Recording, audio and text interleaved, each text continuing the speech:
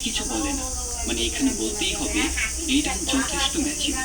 নোয়া হচ্ছে র্যাচেলের প্রাক্তন স্বামী। র্যাচেল গতকাল বাড়ি ফেরার পর থেকেই এইসব নিয়ে চিন্তা ভাবনা করছে। সে নোয়াকে সম্পূর্ণ ঘটনা খুলে বলে, কিন্তু নোয়া এসব কথায় বিশ্বাস করে না। তাই র্যাচেল তাকে তার কিছু ছবি তুলতে বলে। তবে যেটা দেখা যায় সেটা অবিশ্বাস্য, কারণ সেই ছবিগুলো ডিস্টর্টেড আসে। নোয়া এই সব ব্যাপারগুলো একেবারে হালকাভাবে নেয়, আর জেদ করেই সেই টিপটা দেখতে চায়। রেচেল চাইছিল না নোয়া টেপটা দেখতে, কিন্তু বাধ্য হয়েই তাকে একটা পর্যায়ে সেই টেপটা দেখতে দেয়। টেপটা দেখা শেষ হলে এবারও সেরকম ভাবেই টেলিফোনে কল আসে। তবে রেচেল নোয়াকে কলটা ধরতে দেয় না। রিচাল এই ব্যাপারটা নিয়ে কিছুটা ভয় আছে। দুদিন হয়ে গেল, সে এবার অফিস থেকে টেপটার একটা কপি বানিয়ে নোয়াকে দিল, যেন এটা দিয়ে নোয়া খুঁজে বের করতে পারে এই টিপটা কে বানিয়েছে, মানে টিপটার উৎপত্তি কোথা থেকে হচ্ছে। তবে নোয়া যা খুঁজে পায়, অদ্ভুতভাবে এই টেপটার কোনো কন্ট্রোল রেকর্ডই ছিল না। যে কারণে এই টেপের উৎপত্তি কে বানিয়েছে এসব জানা একদমই সম্ভব ছিল না।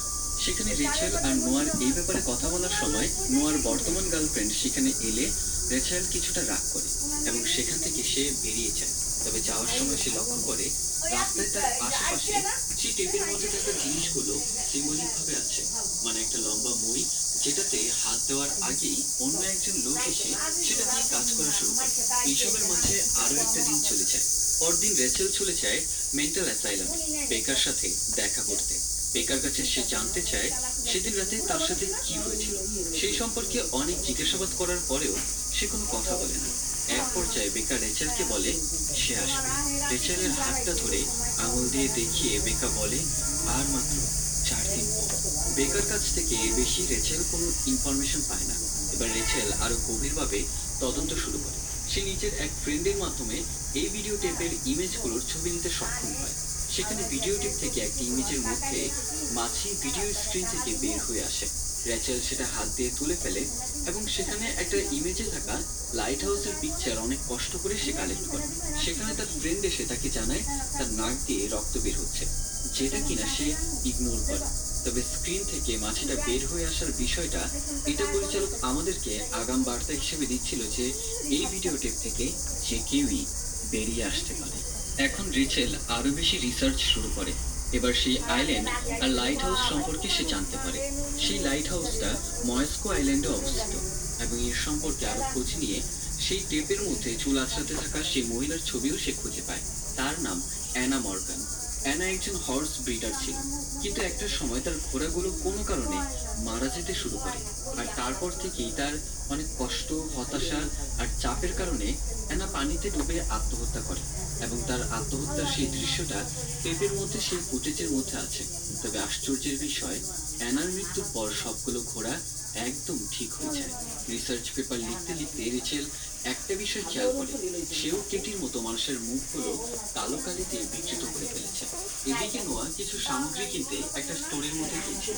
শপকিপারের থেকে সিগারেট চাইলে সে তাকে বলে এভাবে চলতে থাকলে তুমি কিছুদিন পরেই মারা যাবে। আমার ভাইটাও দিনে 2 প্যাক করে সিগারেট টানতো। তখন নোয়া দোকানের সিসিটিভি ফুটেজের দিকে তাকাতেই তার ফেস সম্পূর্ণ ডিস্টর্টেড দেখাচ্ছে, কিন্তু আশেপাশের মানুষের চেহারা সম্পূর্ণই ঠিকঠাক। এবং এটা দেখে সে ঘাবড়ে গিয়ে সেখান থেকে তাড়াতাড়ি বেরিয়ে পড়ে। অন্যদিকে রিচেল এইডেনের কথা ভাবছে। এবার সে আইল্যান্ডে যাওয়ার আগে তাকে কারো কাছে রেখে যাওয়া নিয়ে ফোনে কথা বলছিল। কাশতে কাশতে তার মনে হয় গলায় কিছু একটা আটকে আছে। সেটা টেনে বের করতে গেলে সে দেখতে পায় লম্বা সুতার মতো কিছু একটা বের হয়ে আসছে। ঠিক তখনই পাশের ঘর থেকে শব্দ হচ্ছে। সেখানে গিয়ে দেখতে পায় চেয়ারে ভেজা চুলে সাদা জামা পরে একটা বাচ্চা মেয়ে মুখ ঢেকে বসে আছে। সামনে গিয়ে বাচ্চাটাকে ডাকতেই হঠাৎ সে রেচেলের হাত ছেড়ে ফেলে এবং তারপর রেচেল কিছু ভিশন দেখতে পায়, যেখানে সে দেখে সে একটা ল্যাবের মধ্যে রয়েছে। তার সম্পূর্ণ শরীর তার দিয়ে পেঁচানো।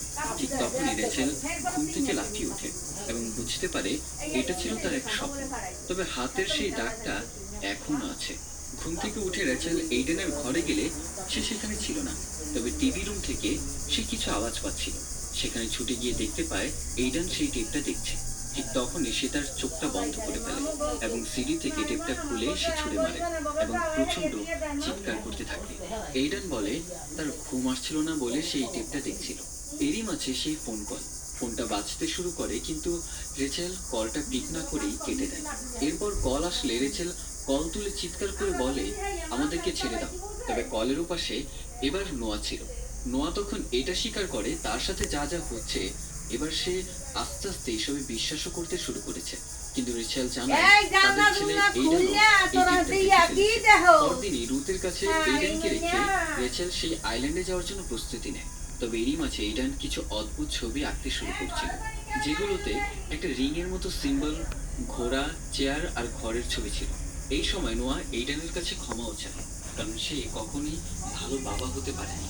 একমাত্র নোয়ার জন্য তার আর তার মায়ের এত কষ্ট করে যেতে হচ্ছে। এরপর রেচেল আর নোয়া যাত্রা শুরু করে। তবে পথে যেতে যেতে রেচেল নোয়াকে অ্যানার সম্পর্কে বলতে থাকে। অ্যানা আসলে একজন হাসি খুশি মহিলা ছিল। হঠাৎ করেই তার এমন পাগল হয়ে আত্মহত্যা করাটা অনেকটাই অবাক করার মতো বিষয়। নিজের স্বামীর সাথে ঘোড়াদের নিয়ে এত সুন্দর লাইফ থাকতে সে পাগল হতে শুরু করলোই বা কেন? এরই সাথে টেপ দেখে মারা যাওয়া ভিকটিমদের মৃত্যুর আগে তারা একটা রিং দেখতে পায়। যেহেতু রেচেলের কাছে বেশি সময় ছিল না, সে নোয়াকে পাঠায় সেই হসপিটালে ইনফরমেশন জোগাড় করতে, যেখানে কিনা অ্যানা ভর্তি ছিল। আর রেচেল রওনা হয় সেই ময়েস্কো আইল্যান্ডে অ্যানার স্বামীর সাথে দেখা করতে, যে কিনা এখনো জীবিত আছে। যেহেতু বিশাল সমুদ্র পাড়ি দিয়ে যেতে হবে, তাই রেচেল একটা ফেরিতে উঠে পড়ে। সেখানে রেচেলকে দেখে ফেরির একটা ঘোড়া পাগল হয়ে পানির মধ্যে ঝাঁপ দেয়। কিন্তু দুর্ভাগ্যবশত ফেরির ইঞ্জিনের নিচে পড়ে ঘোড়াটা খুবই নৃশংসভাবে মারা যায়। অন্যদিকে সরকারি পেশেন্টের ইনফরমেশন হসপিটাল কর্তৃপক্ষ না দেওয়ার কারণে নোয়া লুকিয়ে লুকিয়ে অ্যানার সম্পর্কে ইনফরমেশনগুলো বের করার চেষ্টা করে। ঠিক একটা পর্যায়ে নোয়া জানতে পারে মৃত্যুর আগে শেষ দিনগুলো অ্যানা এই হসপিটালেই ছিল, এবং এরই সাথে তার অনেকগুলো মিসক্যারেজ হওয়ায় অ্যানার পক্ষে আর মা হওয়া সম্ভব ছিল না। তাছাড়া এখানটাতে একটা সাইকিয়াট্রিক সেশনের কথা উল্লেখ করা হয়েছে, এবং এই সেশনের ইনফরমেশনটা পাওয়া যাবে টেপ নম্বর SM015 এর মধ্যে। এইসবের মাঝে একটা পর্যায়ে নোয়ার নাক দিয়েও রক্ত পড়তে শুরু করে। রেচার কিছু আর্টিকেল পড়ে এটাও জানতে পেরেছিল অ্যানার একটা মেয়েও ছিল। দীর্ঘ যাত্রা শেষে রেচেল অ্যানার স্বামী মর্গানের বাড়িতে গিয়ে পৌঁছায়। সেখানে গেলে রেচেল চারপাশ থেকে বুঝতে পারে এই সেই টেপের মধ্যে দেখানো বাড়িটা। এমনকি অ্যানার মাথা আঁচড়ানো আয়নাটাও সেখানে ছিল। কিন্তু অনেক জিজ্ঞাসাবাদের পরেও মিস্টার মর্গান নিজের অতীত লাইফ সম্পর্কে রেচেলকে কিছুই বলে না। তবে যখন মর্গানকে সেই ডাক দেখিয়ে তার মেয়ের সম্পর্কে জিজ্ঞাসা করা হলো, তখন মর্গান অদ্ভুতভাবে রাগ দেখিয়ে বলে তার কোনো মেয়েই ছিল না, আর রেচেলকে সে বাড়ি থেকে বের করে দেয়। রেচেল তখন বের হওয়ার পর লক্ষ্য করে এইডেনের আঁকা বাড়িটা আসলে মর্গানের বাড়ি ছিল।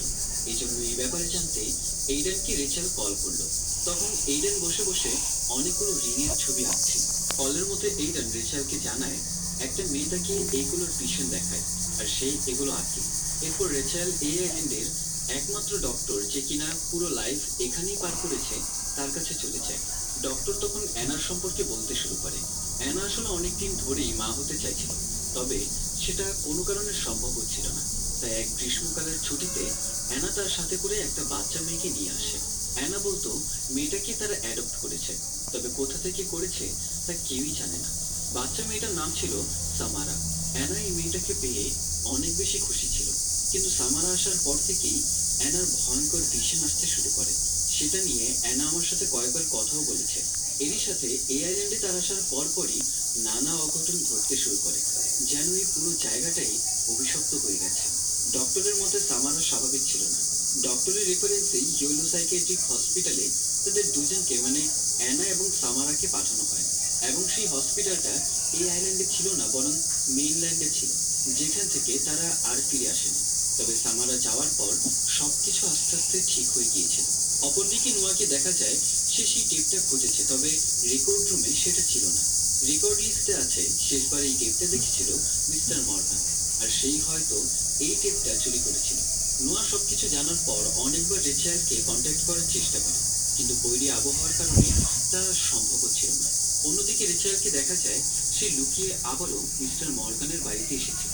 রেচেল সেখানে জিনিসপত্র খুঁজতে থাকে, সেই টেপটি পায় আর দেখতে শুরু করে।